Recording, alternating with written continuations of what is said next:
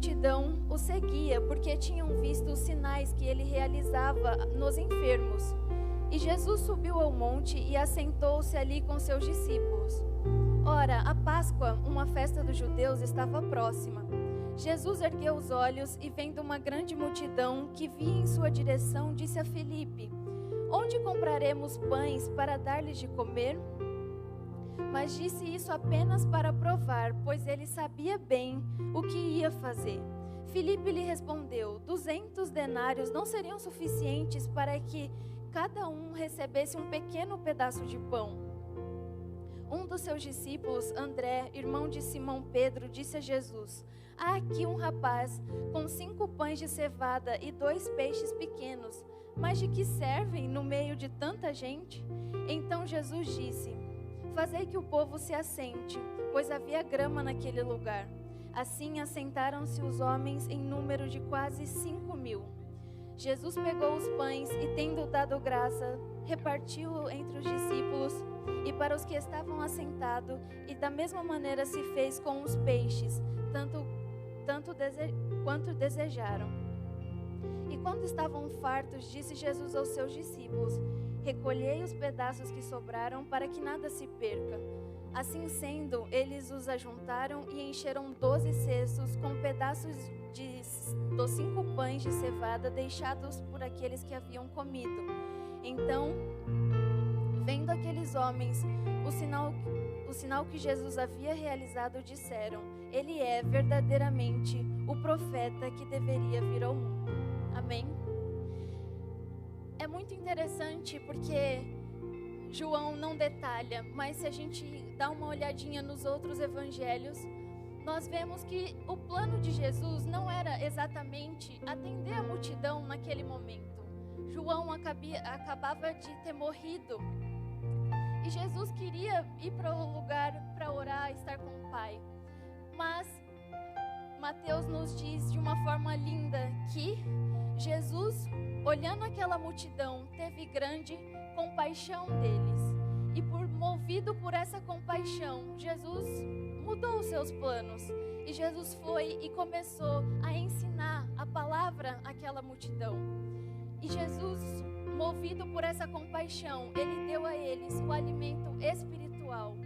Só que a compaixão de Jesus é tão linda, é tão perfeita, tão completa, que ele olhou para aquela multidão e viu que eles também tinham uma necessidade física, que eles precisavam de um alimento para o corpo.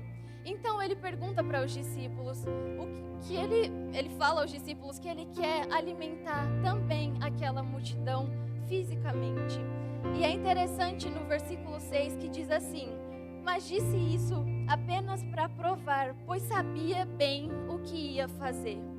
Jesus, nesse momento que ele decide trazer essa provisão, ele já tem o plano certo na cabeça. E ele, aqui gostei dessa versão que diz que ele sabia bem, sabia exatamente. E eu fiquei me perguntando, o que Jesus sabia? Jesus sabia que tinha multidão, Jesus sabia que seriam necessários vários pães, peixes ou qualquer outra comida para alimentá-los. Mas o que eu gostaria de convidar você a pensar hoje é nesse rapaz. Às vezes a gente ouve falar muito na escolinha do dominical, quando a gente é menor, sobre esse jovem, esse rapaz que trouxe esse pão. E depois de adulto a gente esquece um pouco dele. E eu estava meditando sobre isso e eu fiquei pensando como aquele rapaz, como ele chegou até ali. Talvez, eu imagino que não foi a primeira vez que ele saiu para ouvir Jesus. Ele estava preparado. Talvez a sua mãe, a sua família preparou ali o lanchinho dele, a provisão dele para aquele dia. E ele foi ouvir a Jesus. E quando aqui no versículo 6 diz que Jesus sabia o que fazer, eu acredito também que Jesus sabia que dentro daquela multidão haveria um garoto. Que dentro daquela multidão havia alguém com o coração disponível para dar a ele algo que era precioso para si mesmo. E você já parou para pensar que a multidão era muito grande? Talvez já existiam pessoas lá com muito mais comida. Talvez mais pães, mais peixes, outras frutas? Não sei, poderia ter muitas coisas.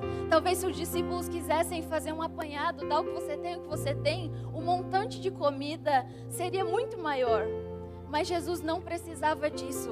Sabe do que Jesus precisava? De um coração disposto. E foi tudo que ele precisou para realizar esse milagre da multiplicação dos pães.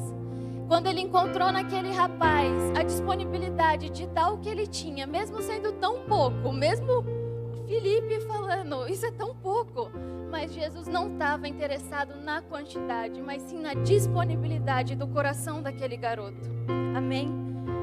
Agora, vocês podem abrir o Evangelho de Lucas, capítulo 5. Nós vamos ver outro personagem. Capítulo 5, versículo 1.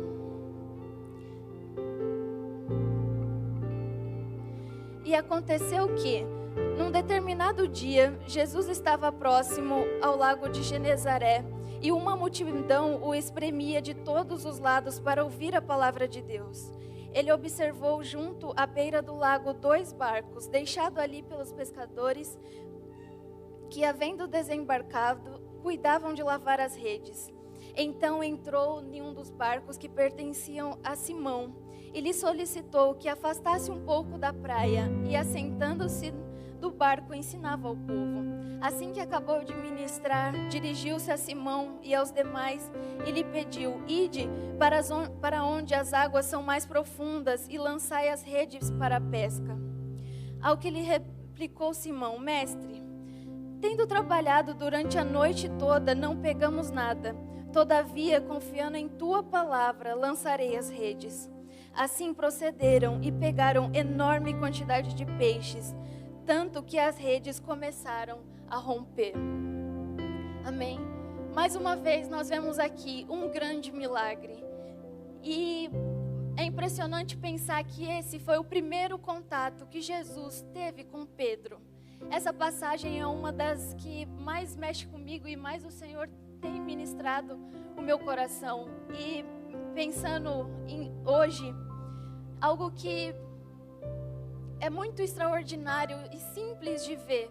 Nesse primeiro contato que Jesus teve com Pedro, Jesus sabia muito sobre ele. E vocês imaginam comigo, estavam lá 2 barcos e Jesus vai até o pescador, Pedro no caso. Um pescador, barco. O que seria natural Jesus pedir a Pedro? Ele poderia ter chegado e falado: Pedro, me dá um peixe. Dá um peixe ou alguns peixes. Jesus poderia, era muito natural ele solicitar um peixe a um pescador. Na história anterior foi isso, certo? Jesus recebeu um peixinho. Mas é incrível o tratamento, o conhecimento que Jesus tem para cada um de nós. E ele tinha para com Pedro. E o que foi que Jesus pediu a Pedro? Jesus pediu o barco e não um peixe. Jesus sabia exatamente o que Pedro tinha em suas mãos.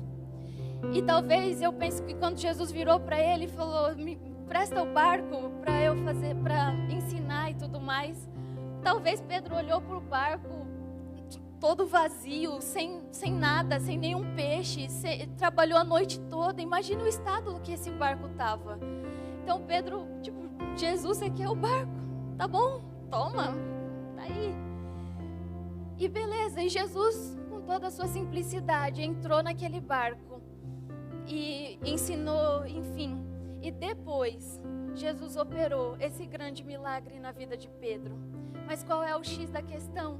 O X está na entrega de Pedro. A primeira entrega que o Senhor pediu a ele foi o seu barco. E ele disponibilizou ao Senhor. Disponibilizou aquele barco vazio, aquele barco cheio de esforços, cheio de trabalho, mas que não tinha significado. Parecia algo muito pequeno, muito pouco.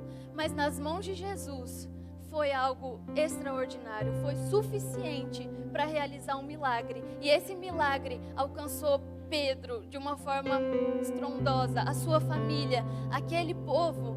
E é maravilhoso. E ainda pensando sobre isso, eu não vou ler, que o texto é um pouco extenso, mas acredito que os irmãos saibam bem a história da mulher samaritana. E o que aconteceu com aquela mulher? Ela era mal vista na cidade e ela ia no horário mais difícil buscar aquela água. O sol era muito quente, mas a rotina dela ela precisava de água. Então ela ia lá e buscava todos os dias naquele poço a água para ela, para suas necessidades. E Jesus sabia disso. Jesus sabia o horário, Jesus sabia quem ela era, sabia o seu histórico. E quando eles se encontram ali naquele poço, é lindo. E o que Jesus diz àquela mulher? Dai-me água. Mesmo ele sendo conhecedor de todas as coisas, ele pede aquilo que era rotineiro para aquela mulher, aquilo que era parte do dia a dia dela. Era só mais um dia que ela ia buscar água, mas não, Jesus estava ali e isso fez toda a diferença. Quando Jesus pede a ela um simples copo de água, um simples tanto de água ali que ela poderia disponibilizar a ele, começa-se um diálogo. E ele começa a falar com ela e começa a se apresentar como profeta. E ela crê em Jesus e ela testemunha do que ele fez. E a palavra é muito clara, falando a quantidade de pessoas que aceitaram, que tiveram a salvação por conta daquela mulher. E sabe onde isso tudo começou? Simplesmente na entrega. Simplesmente naquilo que Jesus alcançou aquela mulher. E eu gosto muito de falar sobre isso, sobre as entregas. E eu acredito que nós, quando começamos um ano, nós precisamos parar e analisar as nossas entregas. O que é que a gente tem entregado ao Senhor? O que é que o Senhor tem pedido a você? E como nós vimos nessas 3 histórias, qual é o ponto comum entre elas?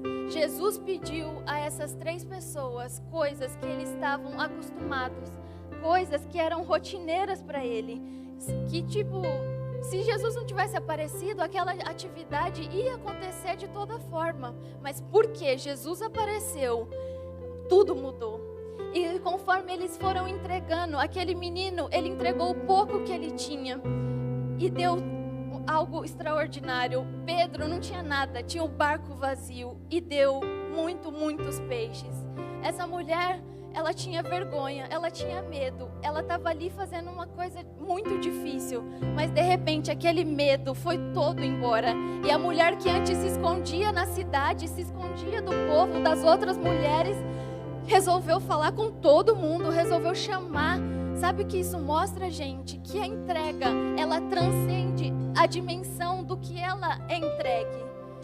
Tipo, não é porque nós estamos aqui no momento de contribuição financeira que você vai dar algo a Deus e vai receber algo apenas no financeiro. Não é assim. Tudo que nós entregamos ao Senhor, Ele faz muito mais do que nós pedimos, muito mais do que nós pensamos. Sabe por quê? Porque não é mais sobre nós. Não era sobre sobre pães e peixes, não era sobre o barco, não era sobre a água, mas era sobre Ele. Em todos os momentos aqui, Ele se apresentou como Jesus, o Salvador, como Jesus da provisão, como Jesus que transforma o caos em bênção, como Jesus que opera milagres e faz tudo novo. Então eu gostaria de convidar você a pensar como você quer viver o ano de 2021. Talvez o Senhor tenha te pedido alguma entrega. Ou você se vê hoje como Pedro, que talvez você olhe para você e fale: Deus, eu não tenho nada, não tenho financeiro, não tenho nenhum sonho. Para mim, a minha vida está um completo vazio. Mas saiba que se você está aqui, o Senhor está pronto para subir no seu barco, tomar toda a direção e fazer com que você prospere em todas as coisas. Talvez você vai agora separar os seus dízimos, as suas ofertas, e você pense: isso é tão pouco, isso é tão insignificativo. Senhor, eu queria dar tanto mais. O Senhor sabe do meu coração que eu queria dar mais. Mas, irmãos, nós servimos a um Deus que é fiel. E não importa a quantidade, mas sim a disponibilidade do seu coração. Então seja fiel naquilo que você tem hoje, Não espere ser outro profissional, não espere ter X aquisições ou Y para começar. Entregar ao Senhor o que você tem, mas entregue ao Senhor hoje o que você pode. Entregue a Ele o seu coração. E talvez você possa pensar um pouco além das finanças. Sabe, o que vinha ao meu coração hoje era que o Senhor precisa de nós em diversos tipos de entrega. Talvez Ele precisa do seu tempo esse ano. Nós estamos aqui nessa igreja que é composta por vários ministérios, vários serviços. E talvez você possa entregar o seu tempo ao Senhor. Talvez você possa entregar o seu testemunho. Sabe, é um ano de nós pensarmos além das finanças, mas que a gente possa viver uma vida de entrega ao Senhor. E Ele é aquele que é galardoador. E tudo o que nós recebemos dEle é muito mais do que nós pedimos ou pensamos. E essa é a certeza que nós podemos viver em fé, porque aquele que nos chamou, Ele é maravilhoso, Ele é incrível. E assim como Ele se apresentou a Pedro, aquele rapaz, aquela multidão, a mulher samaritana, aquele povoado, Ele está aqui e se apresenta a mim e a você. Então a minha oração hoje é que durante 2021, que nesse ciclo que está iniciando, o seu coração esteja totalmente disponível ao Senhor, mesmo com pouco, mesmo com nada, ou o que você puder entregar ao Senhor. Essas sementes são preciosas e no seu tempo ela dará fruto. Amém? Você pode se colocar em pé e preparar os seus dízimos, as suas ofertas.